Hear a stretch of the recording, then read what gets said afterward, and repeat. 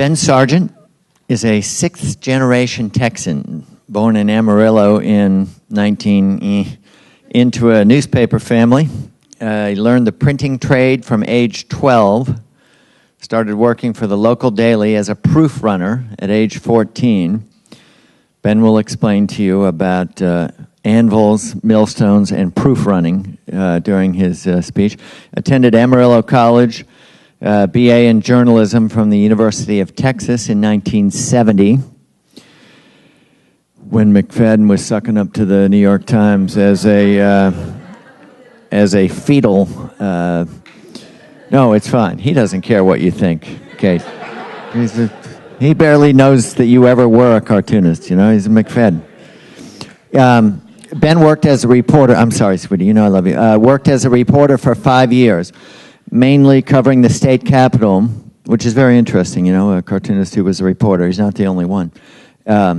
Worked for the Corpus Christi Caller-Times, Long News Service, the American Statesman, and the United Press International, all as a reporter. Started drawing editorial cartoons for the Statesman in 1974. Retired in 2009. Was with the Universal Press.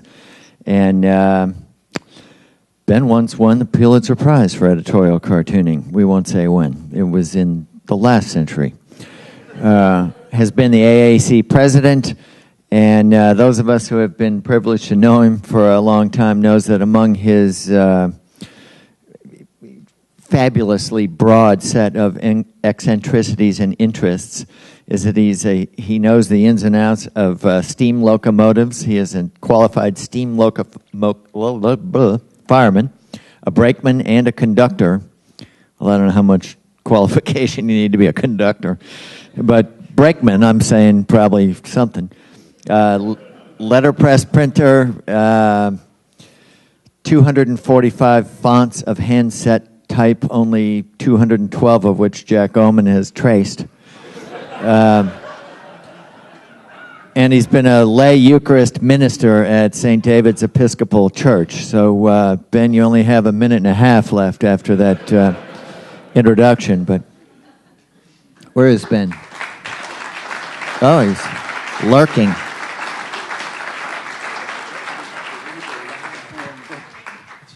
Well, I told Joel not to read the long-form version of my life story because the short-form version I gave him said that I was a lifelong student of Joel Pett's line. So,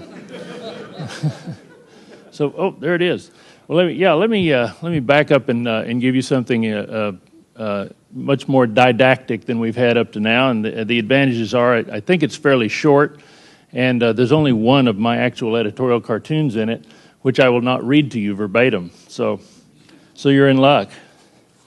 This image is a familiar image, probably to everybody here, that I've always thought was the most succinct statement ever made about the power of pictures to penetrate your mind and go straight to your subconscious. It's a 1929 painting by René Magritte that says in French, "This is not a pipe." Well, clearly it is a pipe, but it can't be packed, it can't be lit, it can't be smoked, because it's really a digital image of a photograph of some oil paint on a canvas. And yet, as soon as your eye sees it, your subconscious says, "Hey, a pipe." So that's kind of the special power of pictures, because every picture is an icon and a symbol, whether it's simple or complex or even incomprehensible. That every picture is a symbol that delivers meaning straight to the unconscious mind. And all pictures do that. I mean, that's why they're pictures. But cartoons are a kind of picture that's defined by its ability to make that delivery with as little fuss as possible. Scott McCloud says in his book that I'm sure you all are all familiar with, the ability of cartoons to focus our attention on an idea is an important part of their special power. Cartooning isn't just a way of drawing, it's a way of seeing. Well, about 2 centuries ago, the printing technology reached a point where where hundreds and thousands and millions of people could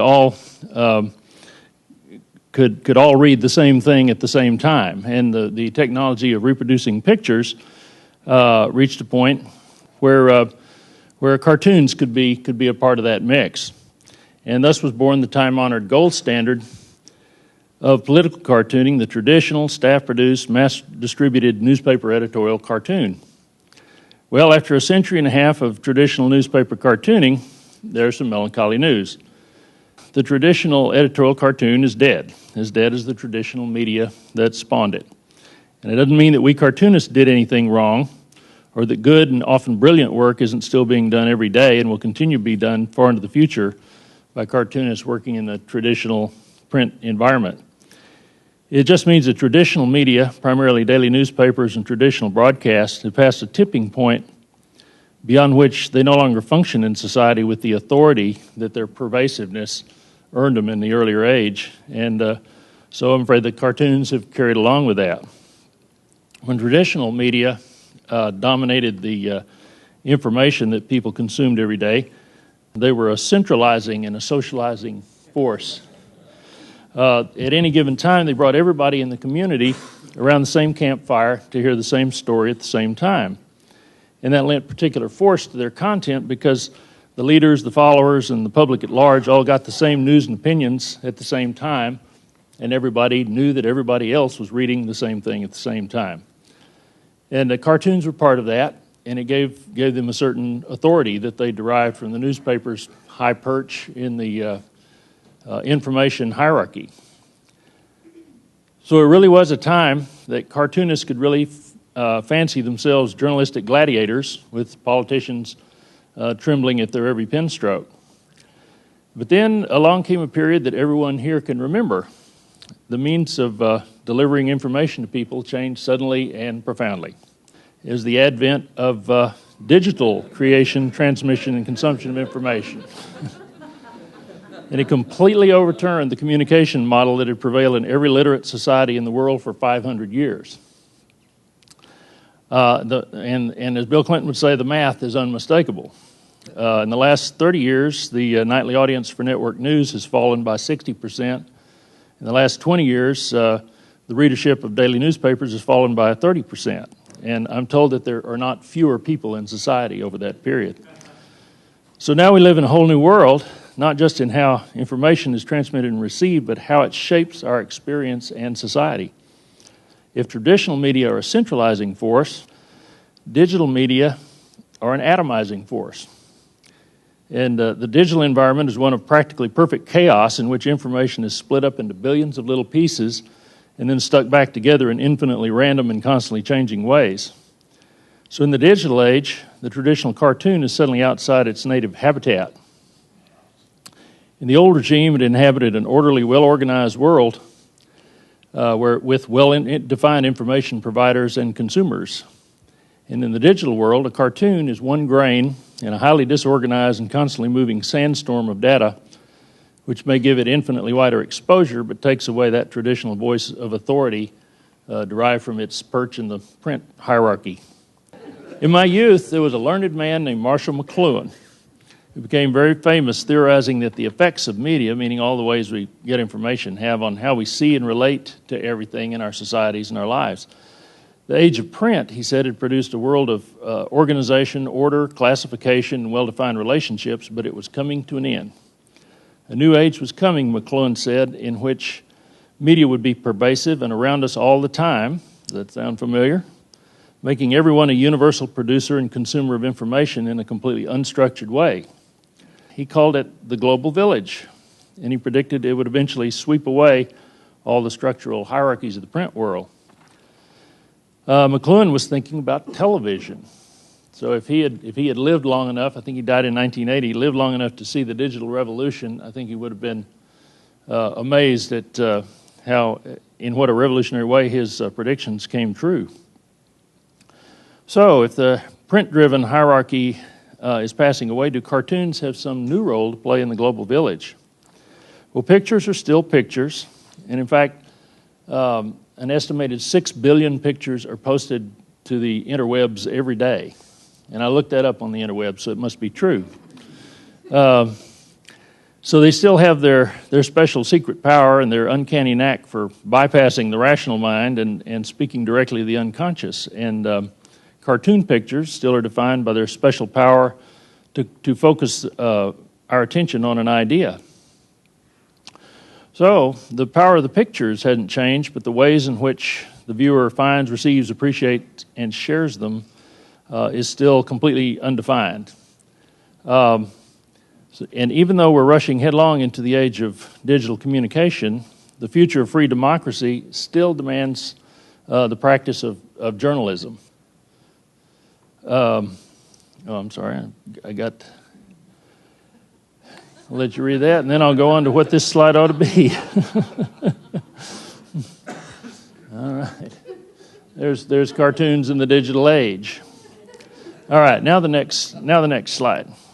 There we go. There's the one editorial cartoon I did about the requirement that we still have journalism. In other words, a source of information that's complete, reliable, and generally circulated.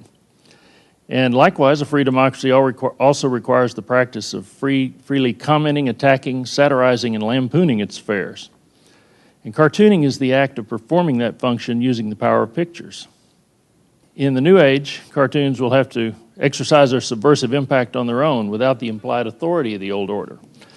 And I can tell you that particularly with yesterday's program, I was so energized and stoked and excited by all the things I was hearing about